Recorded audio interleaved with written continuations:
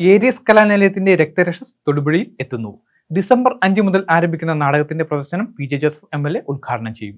Aries കലാനിലയത്തിന്റെ രക്തരക്ഷസ് എന്ന നാടകം തൊടുപുഴയിൽ പ്രദർശനം നടത്തും. ഡിസംബർ 5 മുതൽ വെങ്ങല്ലൂർ കോലാനി ബൈപ്പാസ് റോഡിൽ ആരംഭിക്കുന്ന നാടകത്തിന്റെ പ്രദർശനം പി ജെ ജോസഫ് MLA ഉദ്ഘാടനം ചെയ്യുമെന്ന് സംഘാടകർ വാർത്താ സമ്മേളനത്തിൽ അറിയിച്ചു.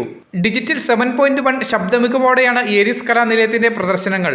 ജനുവരി 5 വരെ നടക്കുന്ന പ്രദർശനത്തിൽ പൊതുജനങ്ങൾക്ക് ഓൺലൈനായും ഓഫ്ലൈനായും ടിക്കറ്റ് ബുക്ക് ചെയ്യുന്നതിനുള്ള സൗകര്യം ഒരുക്കിയിട്ടുള്ളതായും സംഘാടകർ പറഞ്ഞു. ഇപ്പൊ രക്തരക്ഷസ് നമ്മൾ പണ്ട് അവതരിപ്പിച്ച് അതേപോലെ കാണിക്കുക എന്ന് പറഞ്ഞു കഴിഞ്ഞാൽ ഇന്നത്തെ തലമുറയ്ക്ക് ഒരു പക്ഷേ അത് എത്രത്തോളം സ്വീകാര്യമാണെന്ന് നമുക്ക് പറയാൻ പറ്റില്ല. പക്ഷെ നമ്മള് ഇത് 73 എടുത്ത നാടകത്തിന് ഇനിയും നമ്മൾ മുന്നോട്ട് വരണമെങ്കിൽ ചെറിയ മാറ്റങ്ങൾ വരണം. അതിപ്പോ 2 ഭാഗങ്ങളായിട്ടാണ് ഇപ്പൊ രക്തരക്ഷസ് അവതരിപ്പിക്കുക.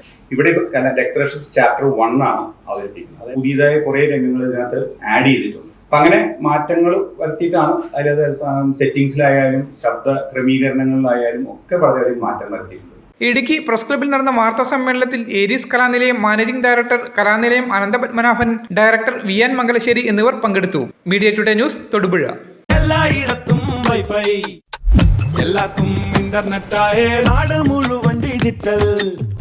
നാട്ടാരെല്ലാം ബ്രൗസിംഗിലാണ്, എന്നാ സ്പീഡാ കേരള വിഷൻ. എല്ലാവർക്കും ഇന്റർനെറ്റായി, എല്ലായിടത്തും നെറ്റായി. കേരള വിഷൻ നവകേരള പ്ലാൻ വെറും 199 രൂപയ്ക്ക്.